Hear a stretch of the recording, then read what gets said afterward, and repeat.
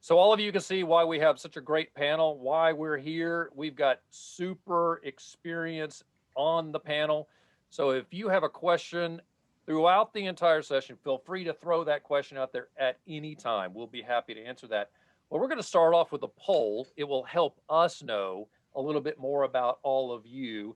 And the first poll is, what is the primary social media platform that you use in your business? So Antoine, if you'll throw that up on the screen, you guys can start answering that. If there is a social media platform that is not on that list, you can throw that right in the chat box. Go ahead and click the little bullets there on that poll. While you guys are doing that, I'm going to go around and I'm going to ask our panelists. Benjamin, what is your favorite, not the one you use, what's your favorite social media platform? Yeah, mine's pretty cut and dry. YouTube is my favorite, and I'll give you the reason for that is because I really think that as consumers are moving away from television, I really think YouTube is becoming the new television now, and people are going there to consume their favorite series and music videos. And I really feel like once you create a video, it could grow exponentially over time. So YouTube is our favorite. Oh, that's good. Some of the poll results are showing up here. 2% say that YouTube is. So we need to talk a little bit more with our audience and share how YouTube can be so valuable. Katie, what's your favorite? My favorite is Instagram. It's 80% of where my business comes from. I love the fact that we're seeing photos, and I know Facebook is still, dominating the social media world, but I feel like over on Instagram, I'm seeing like less of my crazy uncle and more fun videos and pictures. Outstanding. Laura. I'd have to say, since I work a lot with B2B, it's got to be LinkedIn. People are there to network. And, if you do it right, you can make some really phenomenal contacts. We're all here because of LinkedIn. That's right. Good. That's a very important note. Antoine found all of us through LinkedIn. All right, Antoine, can you put the results back up on the screen that went away? Love to be able to see that one more time. So quickly, you guys can see Facebook is still very important, 32%, but absolutely tied. Katie, you got to like that with Instagram. LinkedIn is, look at that, 29%, Laura. It's right there. And then you've got a trickling down. The reason that each of you are using different platforms is because hopefully that's where your audience is, and that is a great great tactic, strategy to keep in mind. All right, so I'm going to go. First question for our panel is: what factors should be considered when selecting the right social media platform for your business? What factors should you consider? Laura, we'll start with you. I love that question because we have to start where our market is, first of all, and what are the psychographics and the demographics? What do they care about on social media? What do they engage with? What do they love to consume? When you should know these things about your audience so that you can know which network they're participating on, and then what to put out there for them, right? So know where they are and what they're putting out there. Outstanding. Benjamin. Yeah, I think for me, it's always going to come back to working with somebody. I'm always going to look at what their business goals are to start. So, are you trying to get brand awareness? Are you trying to get leads? Are you trying to drive purchases? I think that's where you want to start. From there, once you know what your business goals that you're trying to get out of social media, to your point that everyone's kind of already mentioned in the intro there, it's figuring out where is your audience actually spending their time. I think a lot of people feel like they need to be on Facebook, YouTube, Instagram, LinkedIn. Really, you should just start with one or two networks and own it. And then as you're kind of getting momentum on a specific channel, then you can start kind of expanding to other channels. So I'd start with business goals and where your audience is located. Outstanding. Katie, what about you? So we've all created this kind of customer avatar of who we're trying to talk to. I like to think of it like this. When you pick up your phone first thing in the morning, what is that platform that they're logging onto? Is it Twitter? Is it Facebook? Is it Instagram? For me, it's Instagram. I will say mixing a little of TikTok in there these days. And so just thinking about how people are picking up their phone and which app they're opening the most. So Katie, if you're spending more time on TikTok and you're seeing that happen more and more often, what is a best practice that we can share on a business getting on TikTok and finding engagement and finding ROI? So this is huge right now because businesses have been kind of slow to the party, while in the last year, TikTok has completely exploded. It's like 15 seconds or 60 of just fun. You see people singing and dancing. So if you're a business and you're not on there, and it makes sense in terms of who you're thinking about with your customer avatar. I'll give you one example. We have a client who owns a makeup kit. She created it. We posted a very simple video of the makeup kit opening. In 24 hours, it had 10,000 views. She had over 200 purchases from her on her website, all traffic from TikTok. So it really is something we can't count out. That is terrific. And thank you for that example. That really does solidify how you can leverage that. So, all right, great. We've got our platforms. We know where we're going. We feel like we have our audience. And if anyone has a question more about audience development and understanding where they are, be happy to talk about that. I'm going to take the next step, who is great. We know we're there. How do we increase engagement, right? How do we get people to engage with our content? Katie, I'm going to come to you first because you figured this out on TikTok. You came up with content. What was it that you did to make sure the engagement was strong?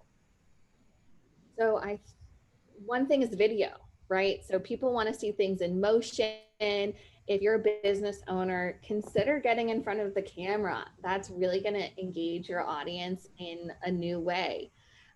I also think I say this: to get love, you got to give love. So if you're just going on any of these platforms and you're just watching and you're not actually liking and commenting, you can't expect that people are going to do the same thing for you and your business. So make sure you're engaging so you can get that engagement back. I love the branding. Well done. Working that into your comments is fantastic. Laura, what about you? What is the best way to increase engagement on LinkedIn, since that is your primary space? And you can go outside of LinkedIn, but LinkedIn is an interesting spot because a lot of people just paging right through their feed. And you're still muted. Thank you. So there's so many things you can do on LinkedIn, but I would start with searching for people who you want to have conversations with and direct messaging them, requesting first. That's on LinkedIn. It's called a connection request before you can actually talk to them. But reach out with, a compliment or something of interest, a question for them, and don't be weird, and connect with them. Don't be salesy, but like, hey, I'd love to connect with you. You seem interesting. That's kind of low level lame. So kick it up a notch. Why do you want to connect with them?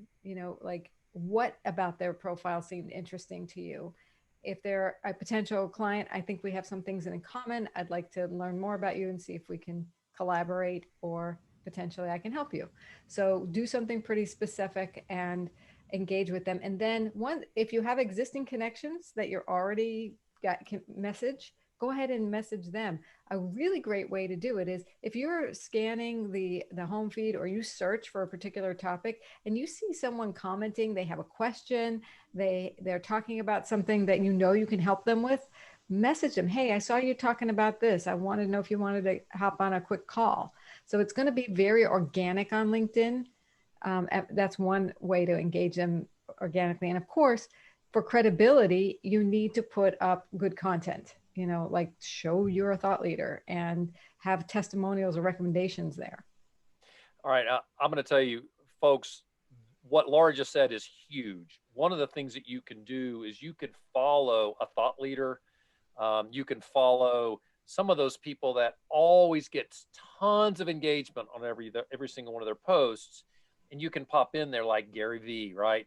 You could watch every single one of his posts, and someone in that feed is going to ask a question that is not going to be answered.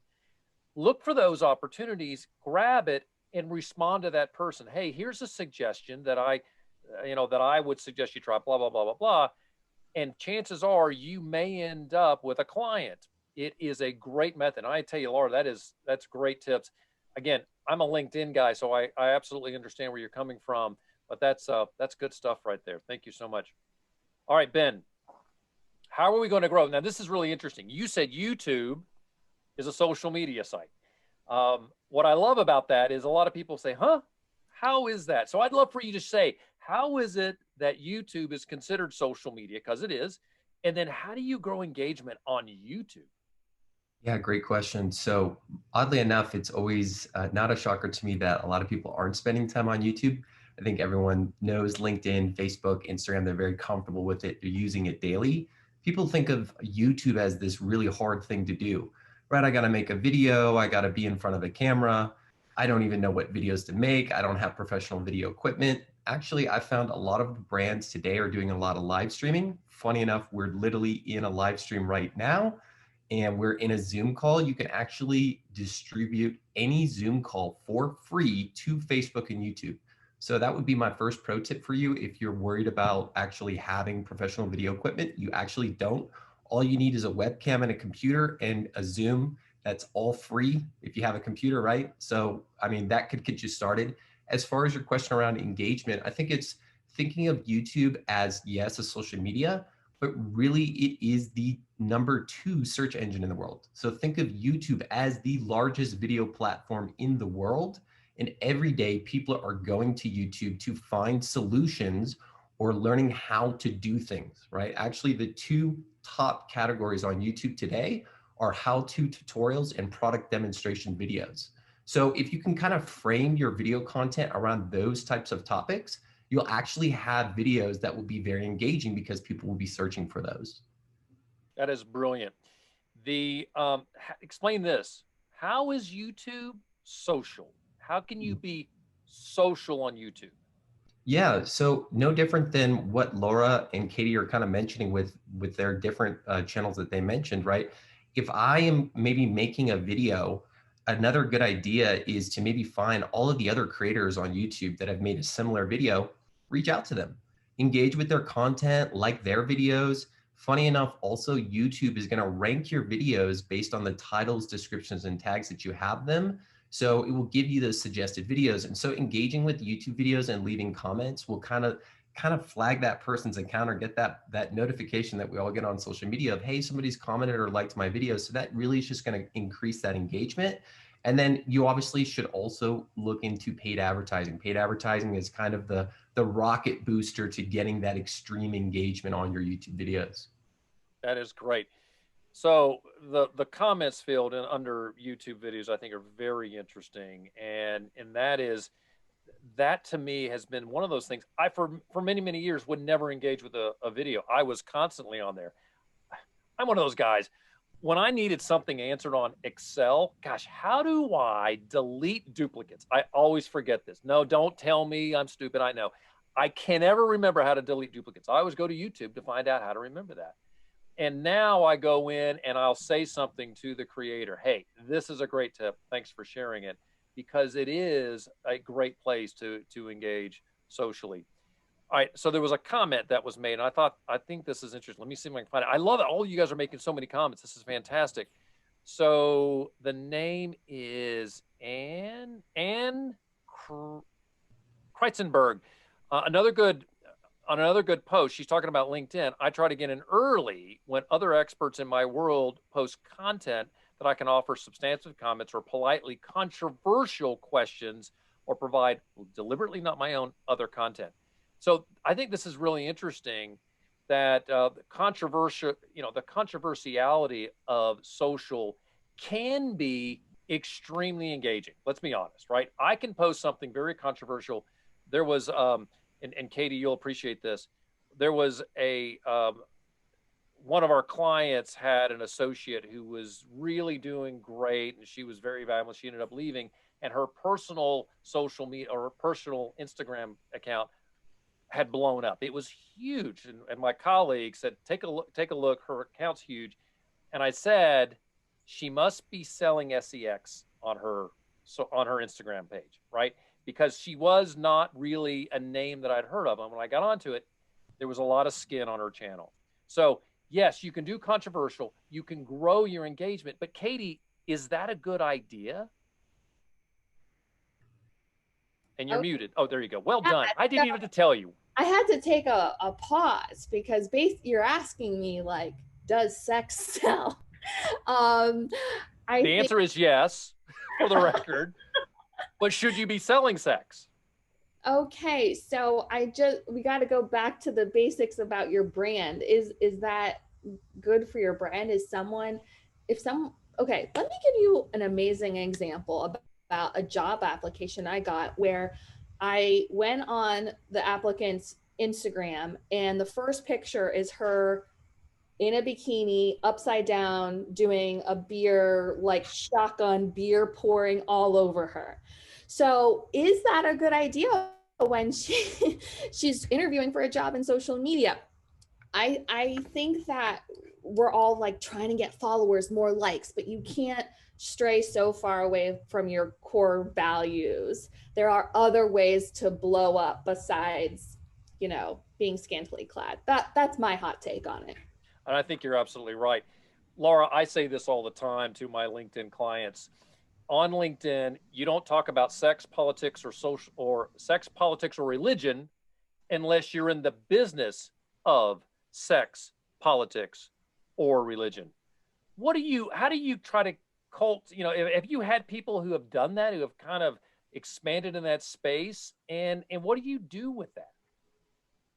I'm not sure exactly what you're asking, but I totally agree with you. If you're not, and Katie, because if you're not like 100%, if you wouldn't want yourself and your brand to be blasted on like Times Square, don't post it. If you do a gut check, really Right. do a gut check. If you are okay with the whole world knowing it, then great.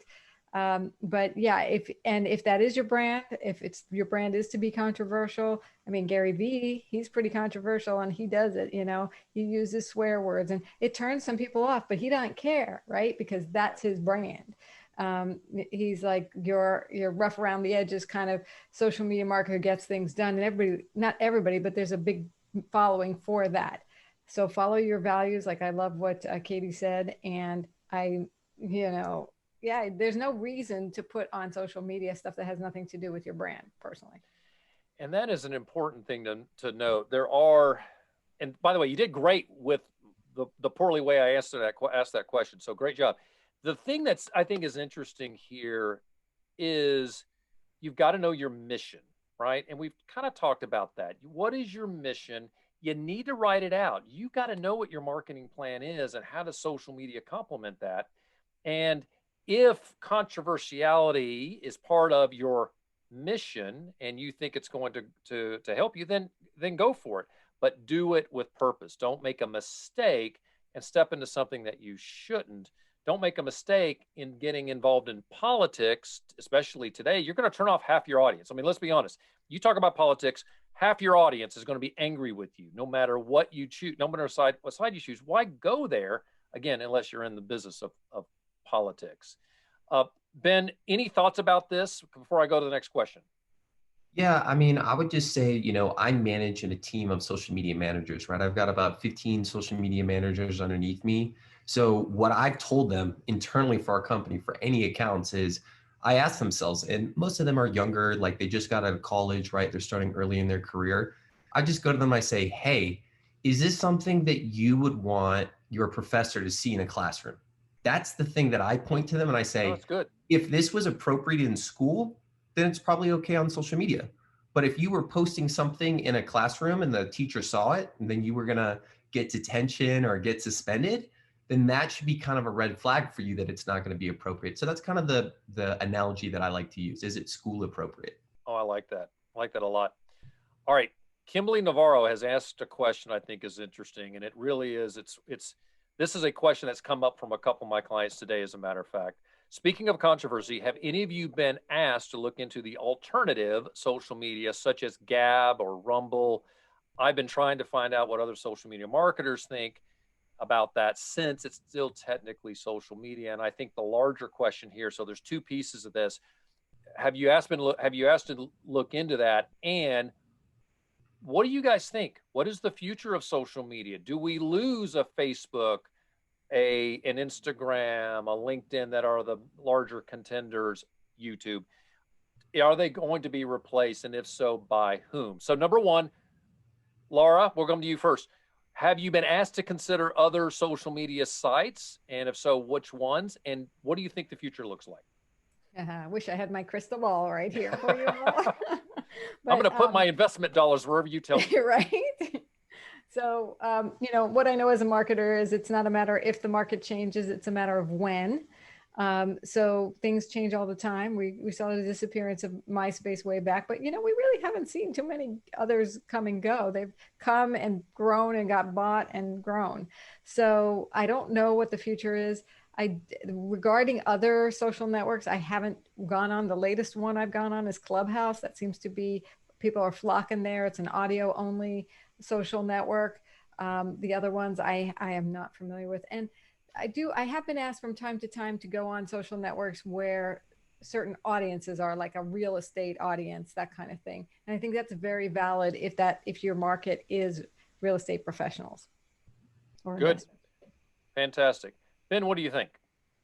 Yeah, so mine. Excuse me. I did that by mistake. He is Benjamin. I just want to make sure I get that correct. I apologize, Benjamin. Yeah, no worries. So mine always comes back to data. I'm a data nerd. So a lot of people don't realize, what are the 3 most visited websites in the world? Do you have any idea, Mark? 3 most visited websites In the world. I did not study. Well, they got to be social media, I'm guessing. So I would say Facebook, YouTube. Is Google considered a website? You nailed it, man. Mark, air high five, man. You got it right. You passed the class. Yeah, so that's what I'm going to point to when anybody is kind of, you know, bringing up trends. And yeah, I agree with Laura. I've been seeing all these people talking about Clubhouse. It reminds me of Google Plus a lot, where it's like it's an invite based only. It's the hot guy. TikTok, everyone's talking about it. But I think in the social media space, what gets lost a little bit is everybody focuses on the newness and they don't focus on what's effective, right? So when you think about what's effective, I just told you, the 3 most visited websites in the world today are Google, Facebook, and YouTube. So why would you not focus your attentions on the largest audiences on those networks? Bravo. That's a great point. I love it. All right, Katie, you want me to repeat the question? You got it. No, I got it. And I think this kind of goes back to something Benjamin said, where you can't be on every platform. It's not going to serve you or your audience, and you're not going to do every platform well.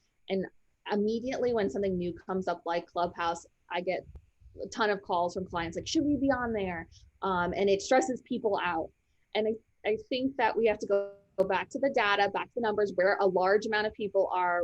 We're business owners, we're busy. So if it's something that you feel like, you can think about the joy too. Like, it's something you're having fun doing. For me, TikTok was really fun. My business pivoted about 6 months ago. We have a TikTok specialist on my team who deals with about 10 to 15 businesses. And so it made sense. And so just ask yourself, does it make sense for your business? Great. All right. So here we are. We've done all our work. We've got our engagement.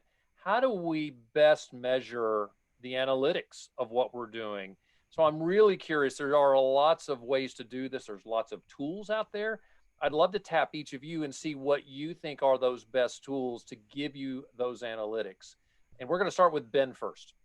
Sure. Yeah. So for me, you know why, Benjamin, I'm going to start with you is because you love the data. So I knew you'd have a home run here. Yeah, so I've looked at the data long enough to know, like, it's the same data that business owners really care about for our services. It really comes down to a business owner. How many leads am I getting?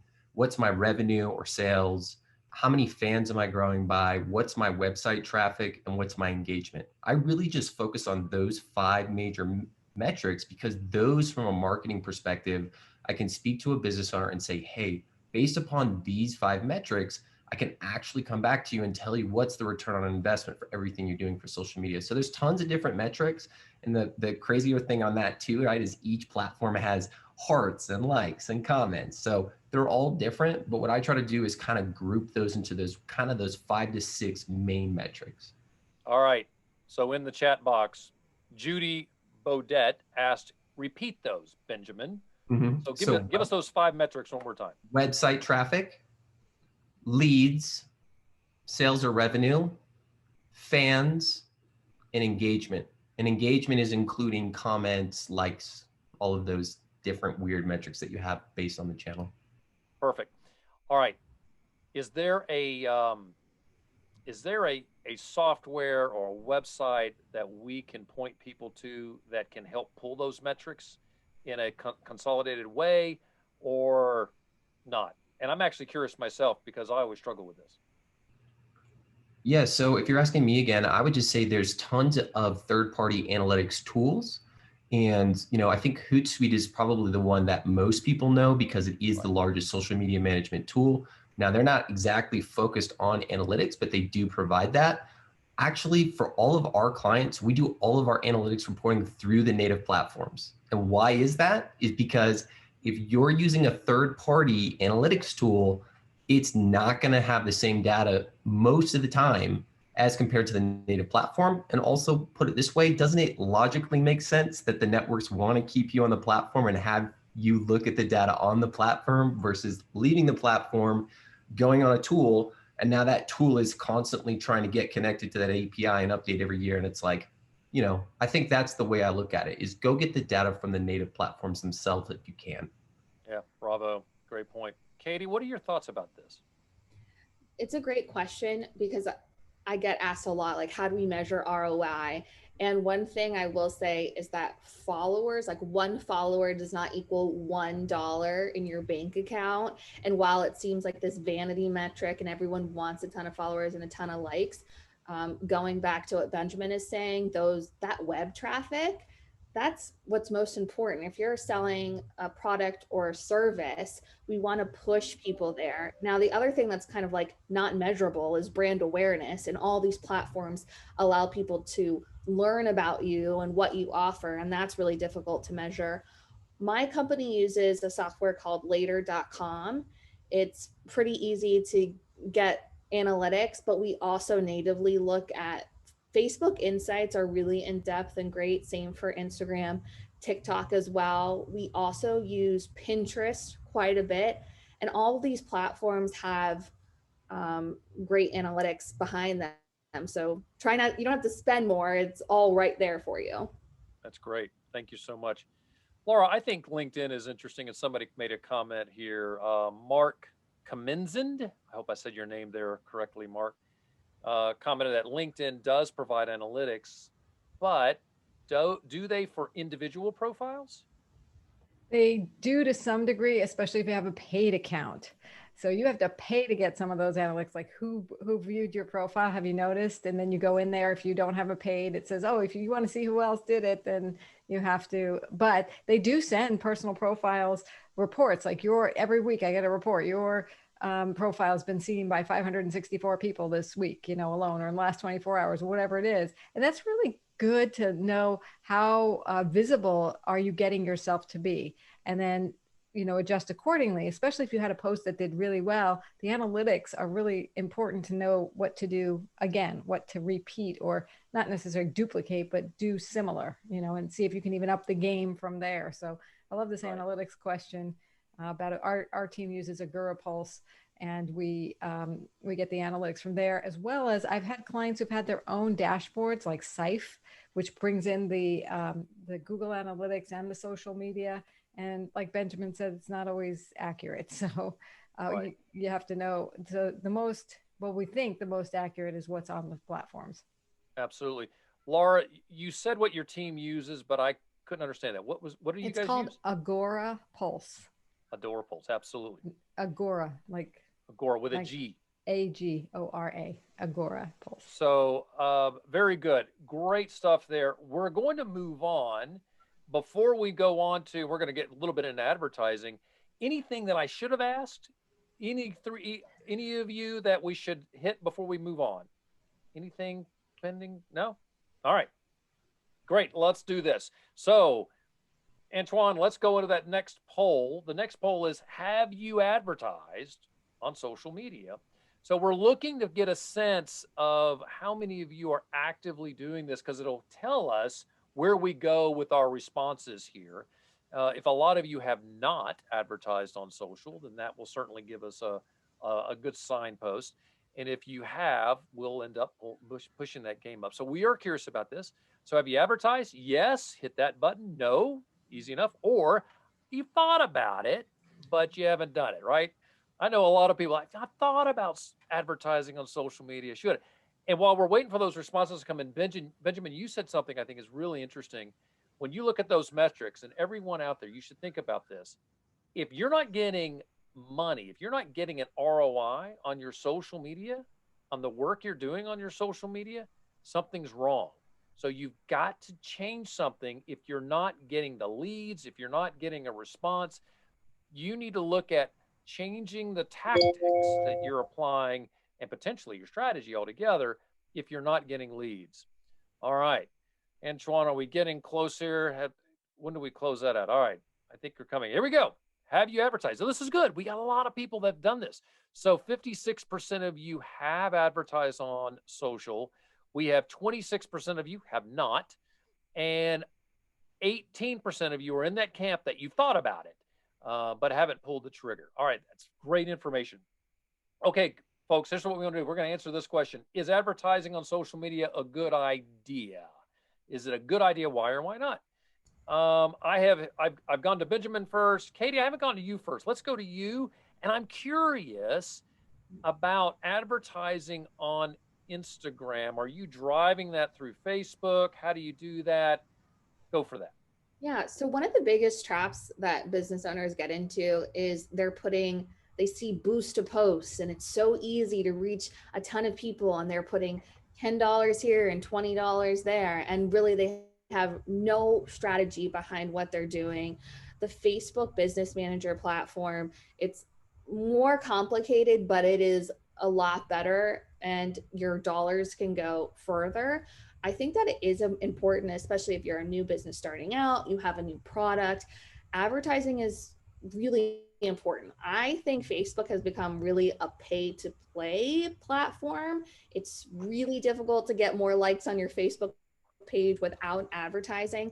So I think it's something that has to be a part of your strategy. You're able to target people by age, gender, niche, and it's a way to get to people that organic traffic doesn't necessarily hit. Great. Awesome. So Laura, what are your thoughts on this? I agree with Katie. I mean, although we're talking about LinkedIn, and or Facebook, Facebook Business Manager is great. The LinkedIn platform, if you have bucks to spend, then it's worth it. I've, tried to spend a little money on LinkedIn. It goes nowhere. You have to have a big strategy. You have to know what you're doing. And I agree, Katie, again, they make it so easy just to push that boost button, right? It's so tempting. And there's so little to show for it afterwards, except a decrease in your bank account. So yes, you want to use it if it's the right use case. And Benjamin, I know you're going to talk about YouTube ads, and I think those are probably the best case for a lot of brands. And not if you don't have YouTube content, obviously, maybe not, but maybe you can talk to that. So that's great. And I will tell you, Laura, we had someone who asked, they said they want to hear you talk about LinkedIn ad tips for B2B companies. There's a piece that, and I'd love to get your opinion about this. When someone talks to us about LinkedIn ads, one of the things that we look is what is the lifetime value of a client? And if your lifetime value of a client is low, somewhere around, we've played around with this, $3,000 to $4,000 of lifetime value is about the threshold. Unless I'm selling a lot of widgets, then I that's a whole different thing. But if I'm just looking for somebody to sign up for a webinar and it's $37.50, yeah, advertising on LinkedIn is not a good ROI. Or no, you're not in fact, get a good ROI. I agree with you, because it's better to hire an agency or a team to do the one-on-one direct messaging to invite people versus paying for ads. Ads are really for a large 4 to 5 figure ad budget, right? A month. Mm-hmm. When you have that kind, then you have what you said, the product or service that's a high ticket, we can work on a strategy from there. Outstanding. What type of commitment and and I do want to kind of throw this to all of you, but what type of commitment do you typically ask? What time commitment do you typically encourage? Are you looking for somebody to say, okay, let's do this for a month and see what happens? Or do you say we need to go longer? And if so, how long should a business owner anticipate a valuable campaign taking? 6 months at minimum. We will take clients with 3 months if they insist, but if they want to, if they're really committed and they know, and we've put together a good strategy, it's going to take a little bit of time to ramp up and then you're going to want to keep it. So we'd like people to make a year-long commitment to their strategy. Fantastic. Great stuff. All right, Benjamin, let's, how do we advertise? I mean, I'm really kind of curious. How do you advertise on YouTube? I'm kind of curious because I really don't know the answer to that. And how do you make that effective? Yeah, so there are two types of ads that I've been running on YouTube in the last year that I find the most effective. If you don't know what they are, I'll try to explain them as I can, as best simply. The first type of ads are what called in-stream ads. In-stream ads are those ads that you'll see when you watch a video. You may have noticed sometimes when you actually search YouTube and then you click on a video, as soon as the video starts, it actually doesn't even play the video that you think you're clicking on. All of a sudden an ad pops up in front of you. That's an example of an in-stream ad. It's shown at the beginning of the video. It can be shown in the middle of the video. It can be shown at the end of the video because it's actually happening in the streaming of the video, right? That's example number one. Example number two would be a discovery ad video. Think of that just very similar to Google search, right? When you type into Google at the top, it will actually say, you know, these are the top 3 websites that are going to pop up, and it will say ad. So same thing with YouTube. You may not have noticed that, but when you type something into YouTube, you're going to get discovery ads that are going to be at the very top before you see any of the YouTube videos that are actually going to return results. So I've actually found that those two types of ads are the best performing for us. And I would say the 2 different ways to kind of look at those ads, if you're trying to promote a video, then I would probably recommend a discovery ad, right? Because people are trying to discover your video. You're trying to promote that based upon the keywords. Now, if you're trying to generate leads or sales, it might make more sense to do in-stream. Again, I'm going to make that analogy to television of, hey, if you were a, let's say, a Mexican restaurant and you knew that Univision has a telenovela at 5 o'clock, well, you're going to put your Mexican restaurant on there promoting maybe your enchiladas and tacos during that specific time block. Funny enough, you can do that same thing on YouTube. You can actually put your YouTube videos on any channel and any video that has allowed for advertisers to put ads on there. So that's super powerful because now you don't even have to have a YouTube presence really at all. You could just go find, for example, I know Gary Vee was mentioned, right? He's already got millions of followers. Let me just go take his YouTube channel and put my videos in front of that audience. That is rocking. I'm going to tell you something. I live in the state of Georgia. Every YouTube video that I watched in that runoff election had a political campaign ad in the front of every single one. I'm going to tell you what, I almost started to make notes to see if I could get one without the political ad. Well, I tell you what, they spent a ton of money in this state.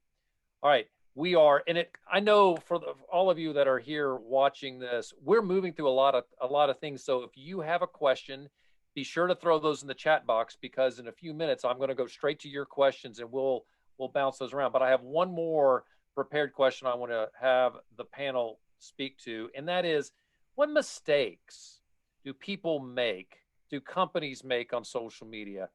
And really what we want to know is, which one should they avoid? So we all make mistakes, and I think that learning from mistakes is one of the most valuable things. I tell my kids that all the time. I have 3 kids, and I'm constantly saying a mistake is good. You learn from these. So what are those mistakes that we should avoid on social media? Who wants to go first? Laurie, I kind of see you. I can go if you like. Sure. You know, I think the biggest mistake is posting just to post. Boring content that's not helpful, content that's way too promotional without a balance of being helpful, useful, and what your market engages. So I always like to tell my clients, and what we do for them is that we will go and listen first to what their audiences are engaging with, and then design strategies around that to make sure that people are like excited, like, you know, what Katie, you did with your client on TikTok. It's like, that's what they like to watch. You know, you got to know your market first. So if you don't know your market, that's a huge mistake. Fantastic. I love it. Katie, we'll go to you next. What mistakes should we avoid? I think this comparison game, sometimes we're looking at other people in our market, other people doing what we're doing, and then you get frozen and you don't act, or you don't post because you're looking at these other people and thinking you couldn't possibly do that. Try to have, in this way, we want to look at the competitors like Laura's saying, but we also want to just be confident in what you have to say and the content that you're putting out there, because the biggest mistake you can make is like just not trying and just not doing it. Bravo. Benjamin, what are your thoughts?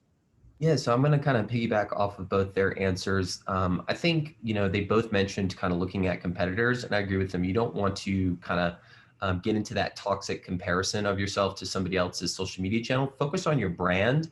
But what I would say that I think the biggest mistake that people are making right now is that they don't do their homework. They don't actually go and research their competitors. They don't research the marketplace. You should be able to see what's already happening in your industry. I have people telling me all the time, hey, this is a new industry. I don't really think my industry is on social media. Most times than not, I really have not found an industry at this stage that's not on social media. They've already gotten results. Somebody was an early adopter, right? Like 10 years ago, they're the leader in their category. You should be looking at those leaders and seeing how is the audience responding to their most engaging content? What types of strategies are they doing? That should set the game plan for what your strategy is going to be before you just start posting and building fan bases. Like there's already enough information out there to kind of give you some benchmarks.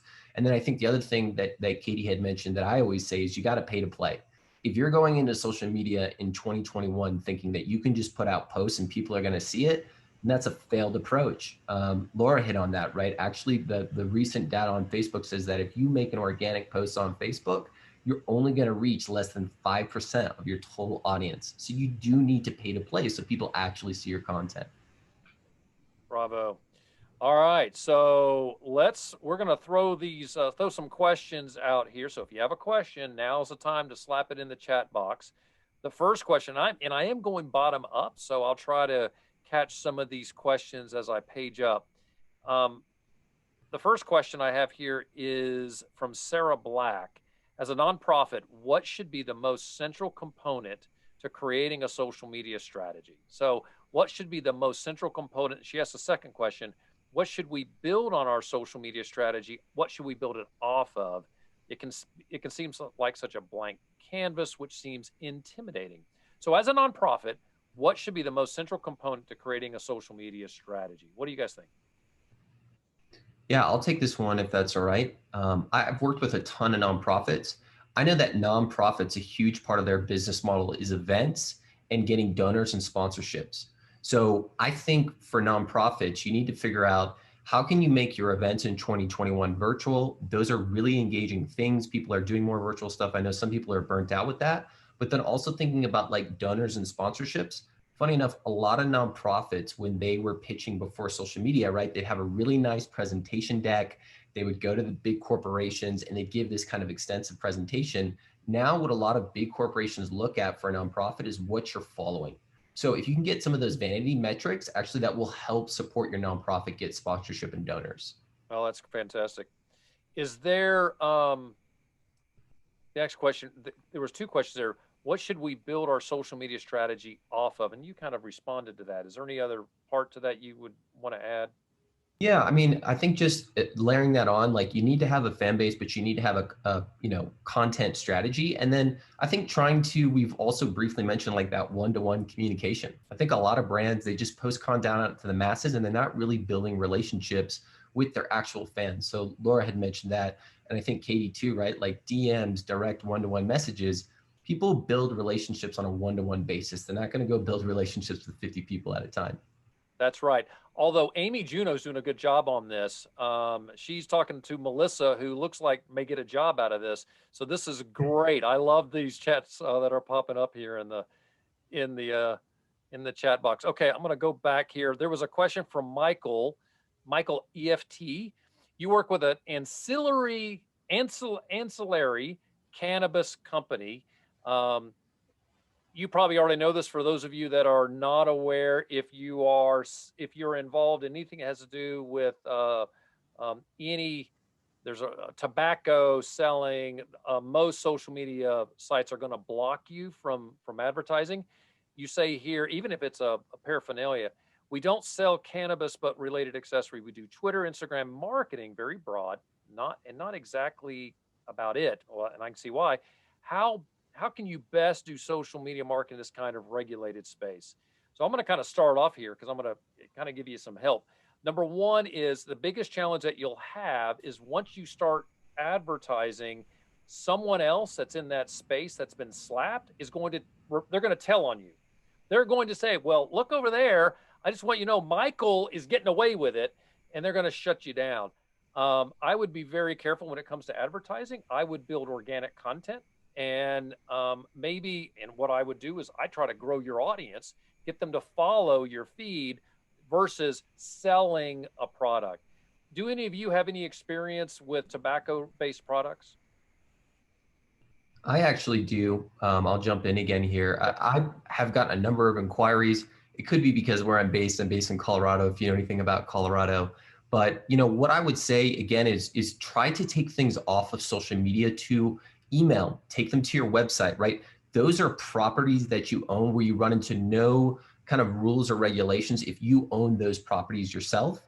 So that would be my best advice if you're kind of in that space. To your point, Mark, get a following, be engaging, be relevant, build the fan base. But then if you're going to start talking about those specific products, take them off of social media elsewhere, email, website, those types of things. So direct one-to-one messages, I found a very good solution.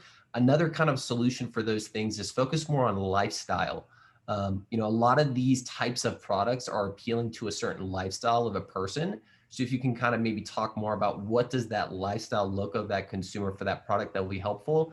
And then final last tip, I would say, if you haven't looked into programmatic advertising, you can actually run some ads on those platforms. You can't run a lot of, to your point, ads in social media, but if you want to look into programmatic advertising, that's another option.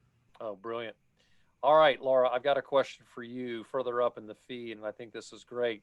What are the top three, or what are the top ways of gaining brand recognition on LinkedIn if you don't have a budget for advertising? So we're going to try to build some brand recognition without advertising dollars. How do we do that? Well, some of the things we talked about earlier, like first going and commenting on other people's posts. Now, don't overtake it. Be polite and don't put anybody down. Don't be opportunistic either, but add to the conversation, right? And let people know you're there. Make sure your profile is optimized. Meaning it looks like you are like this really snazzy brand that you are, and it clearly says what you do. And make sure you have the keywords in there, okay? And then post content consistently. And somebody in there, I think, had a question about how do I stay on top of producing content? Well, you can create one really kind of cornerstone piece and then create pieces off of that. So if it's a big webinar presentation or it's a big interview that you've done, you can break that out into 1-minute videos, into short articles on LinkedIn. And then finally, create a personal hashtag, or a brand hashtag, and ask people to follow it. If you go to my LinkedIn, you'll see I have the hashtag Coach Laura, and you can follow it. And I ask people, and I keep growing it. And then eventually it becomes a thing, because when people click on it, then they follow it. And then you get more visibility and more engagement on your posts. And then it goes up in the algorithm and shows up more on the homepage. Fantastic. I love that. All right. I think we have a couple of realtors on the call. Time check. We're doing well. How do you effectively promote yourself as a realtor on your personal Facebook page? And it's interesting. We really haven't talked much about Facebook for no particular reason, folks. Sorry about that, but we'll get into that now. Should every post be real estate related, or is it okay to speak to other things of interest publicly? Katie, I'm going to go to you because we haven't given you a chance to chat in the last couple seconds here. So what do you think about that? So I have worked with a number of real estate agents in the past, and the relationship between a real estate agent and a buyer or a seller is personal. And when I was buying my first home, I was like with my real estate agent all the time. So I think showing a personal side of you is an effective strategy. The real estate agents that I've seen be effective are showing them in front of one of their listings, talking about it on camera. That's something to consider. Just try to be creative in your approach. You could go live from one of your listings and do your own virtual house tour as well. Just something to think about.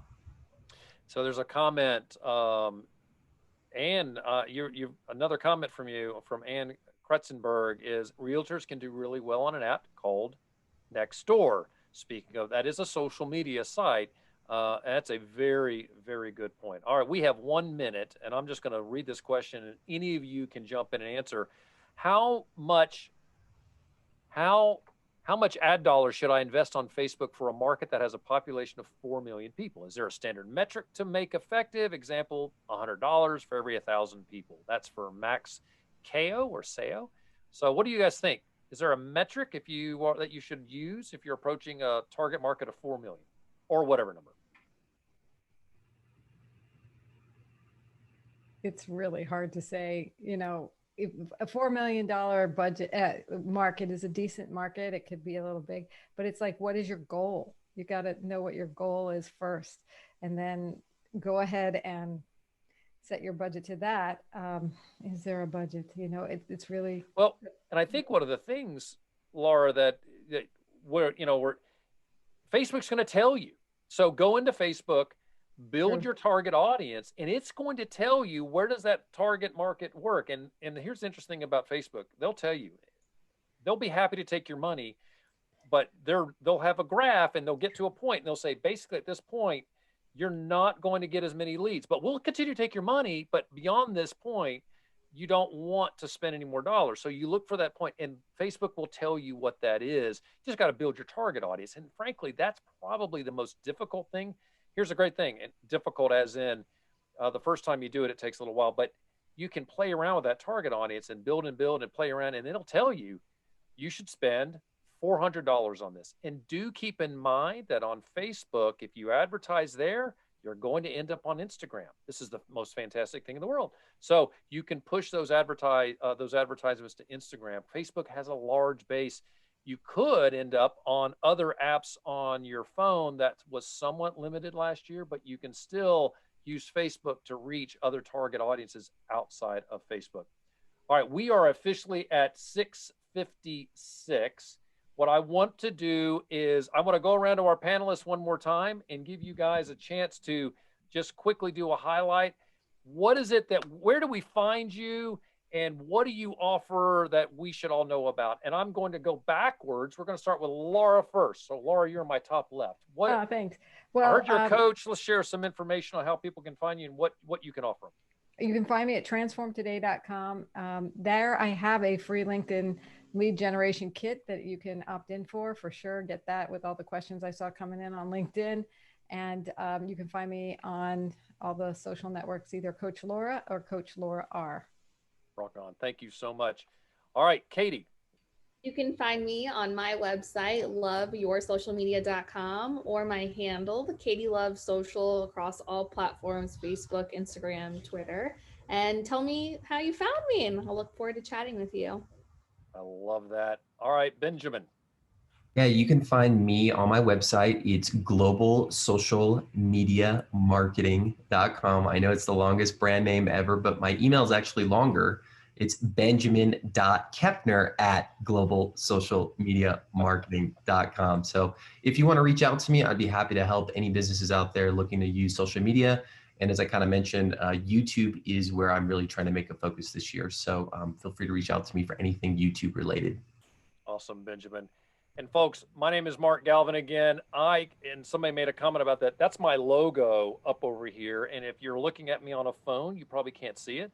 My company is ePresence. You can find me at mark@epresence.me, epresence.me, because it's all about you. You can also catch us anywhere on any social media. ePresenceME is our handle everywhere. Love for you to reach out. And I am running a LinkedIn webinar. I need to talk to Laura. So Laura, we got to talk.